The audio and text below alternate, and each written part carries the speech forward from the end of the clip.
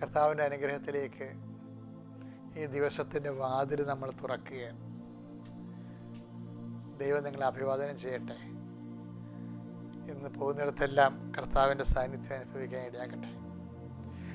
ഏറ്റു പ്രാർത്ഥിക്കുക. അമ്മേ പരിശുദ്ധ അമ്മേ, അമ്മേ പരിശുദ്ധ അമ്മേ, ദേവമാതാവേ, ദൈവമാതാവേ, അന്ന് അങ്ങ് കൃപാസനത്തിൽ പ്രത്യക്ഷപ്പെട്ട് വരാൻ പോകുന്ന മഹാദുരന്തത്തിൽ നിന്ന് രക്ഷപ്പെടാനും എല്ലാവർക്കും വേണ്ടി പ്രാർത്ഥിക്കുവാനും ആവശ്യപ്പെട്ടിട്ട് 20 വർഷം തികയുന്ന ഈ വേളയിൽ കൃപാസനത്തിലൂടെ ഞങ്ങൾക്കും ഈ ദേശത്തിനും അങ്ങ് മധ്യസ്ഥം തേടി തന്ന എല്ലാ അനുഗ്രഹങ്ങൾക്കും കൃപകൾക്കും ഞങ്ങളിപ്പോൾ ഹൃദയം നിറഞ്ഞ നന്ദി പറയുന്നു.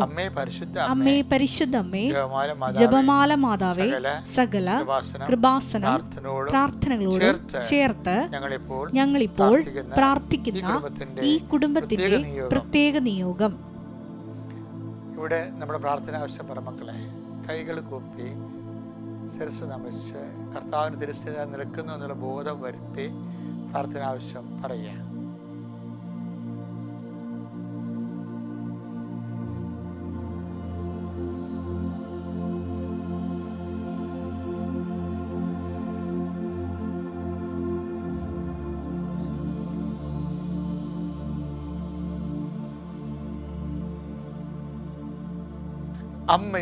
അമ്മയുടെ പ്രത്യക്ഷീകരണത്തിന്റെ ഈ ദ്വാദശക വേളയിൽ ഞങ്ങൾക്ക് സാധിച്ചു തരുവാൻ കനിയണമേ. വിശ്വാസ പ്രമാണം. സർവശക്തനായ പിതാവും ആകാശത്തിന്റെയും ഭൂമിയുടെയും സൃഷ്ടാവുമായ ദൈവത്തിൽ ഞാൻ വിശ്വസിക്കുന്നു. അവിടുത്തെ ഏകപുത്രനും ഞങ്ങളുടെ കർത്താവുമായ ഈശോ മിശിഹായിലും ഞാൻ വിശ്വസിക്കുന്നു.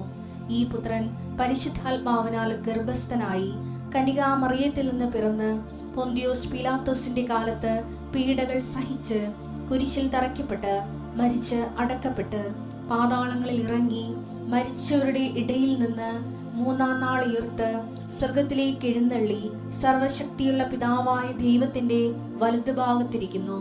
അവിടെ നിന്ന് ജീവിക്കുന്നവരെയും മരിച്ചവരെയും വിധിക്കുവാൻ വരുമെന്നും ഞാൻ വിശ്വസിക്കുന്നു.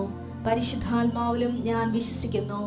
വിശുദ്ധ കത്തോലിക്കാ സഭയിലും പുണ്യവാന്മാരുടെ ഐക്യത്തിലും പാപങ്ങളുടെ മോചനത്തിലും ശരീരത്തിന്റെ ഉയർപ്പിലും നിത്യമായ ജീവിതത്തിലും ഞാൻ വിശ്വസിക്കുന്നു. ആമേൻ. സുഖസ്ഥനായ ഞങ്ങളുടെ പിതാവേ, അങ്ങയുടെ നാമം പൂജിതമാകണമേ. അങ്ങയുടെ രാജ്യം വരണമേ.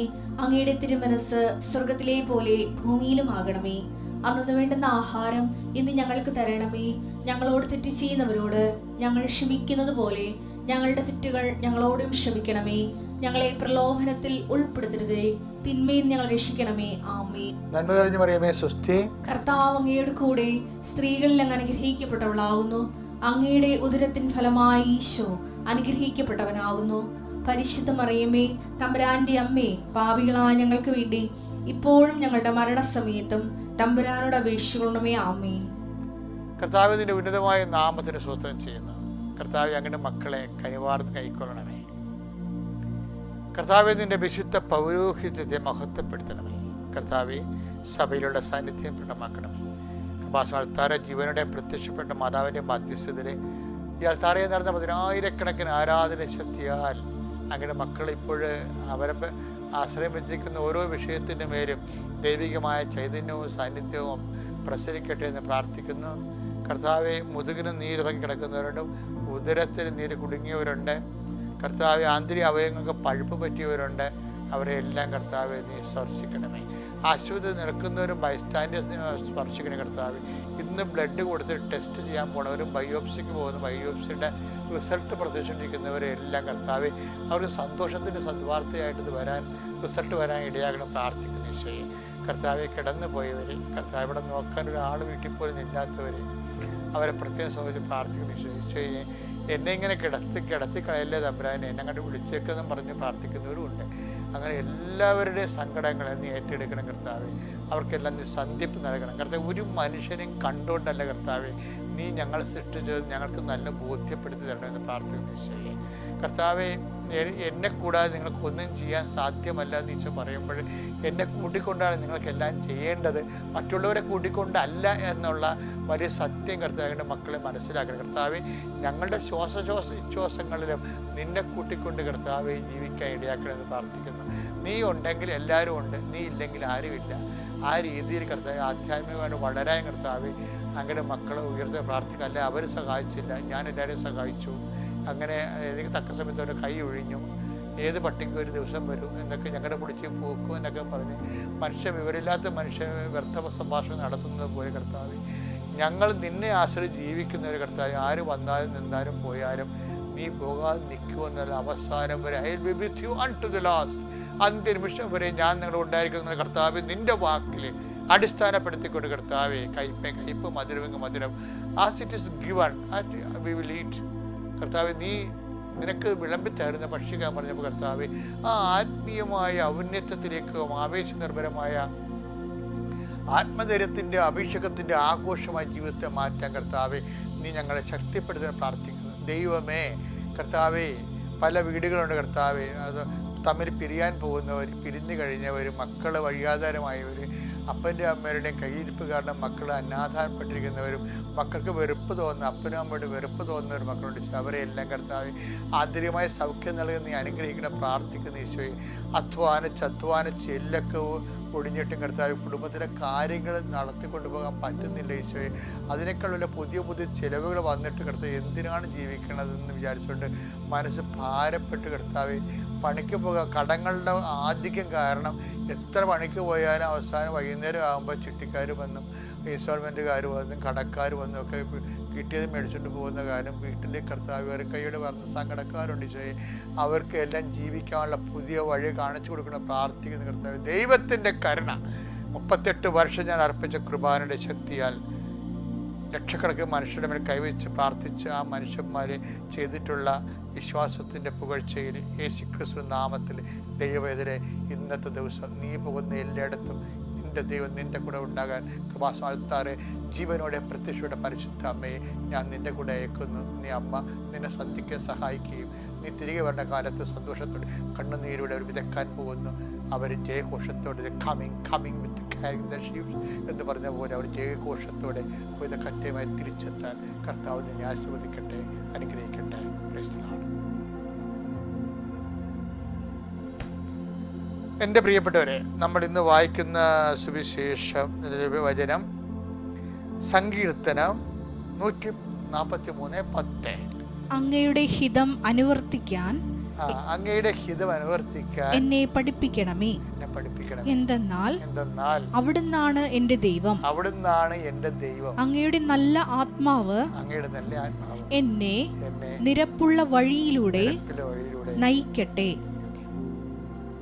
അതായത് നമ്മൾ നടക്കേണ്ടത് നിരപ്പുള്ള വഴിയിലൂടെയാണ്.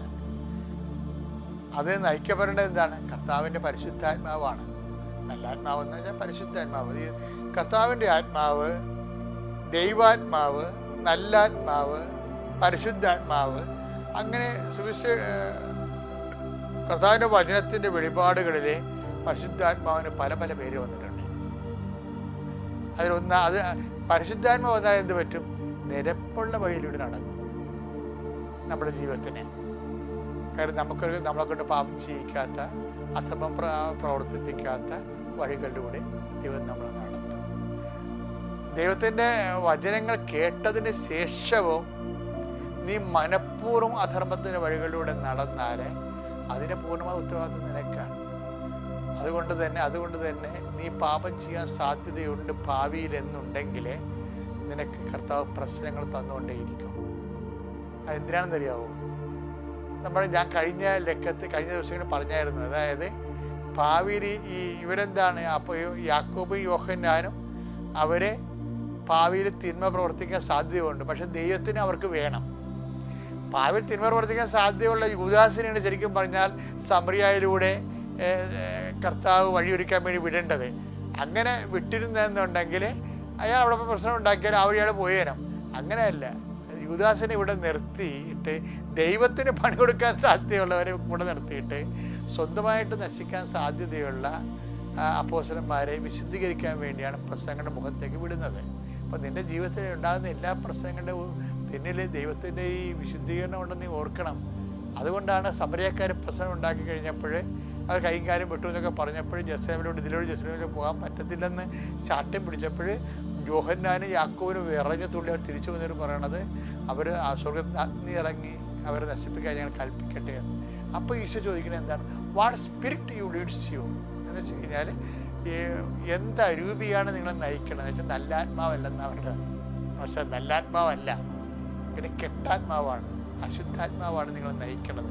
അശുദ്ധാത്മാവ് നയിച്ചാൽ എന്ത് സംഭവിക്കും? അശുദ്ധാത്മാവ് നയിക്കണമെങ്കിൽ യോഹന്നാൻ 10:10 സംഭവിക്കും. കൊല്ലാനും നശിപ്പിക്കാനാണ് കള്ളൻ വരുന്നത്. അതാണ് സംഭവം. അശുദ്ധാത്മാവിനെ കള്ളനെ നയിച്ച് വിളിക്കണം. അപ്പം ഇവർക്കുള്ള ആത്മാവ് കള്ളനാണ്, നല്ല ആത്മാവല്ല. അപ്പം നല്ല ആത്മാവിനെ നയിക്കപ്പെടാൻ പ്രാർത്ഥിക്കുക. കർത്താവായ ദൈവമേ, കർത്താവായ ദൈവമേ, ഞങ്ങളുടെ യാത്രകള് ഞങ്ങളുടെ ജീവിതത്തിന്റെ എല്ലാ വിനിമയങ്ങളും കർത്താവേ നല്ല ആത്മാവിനാൽ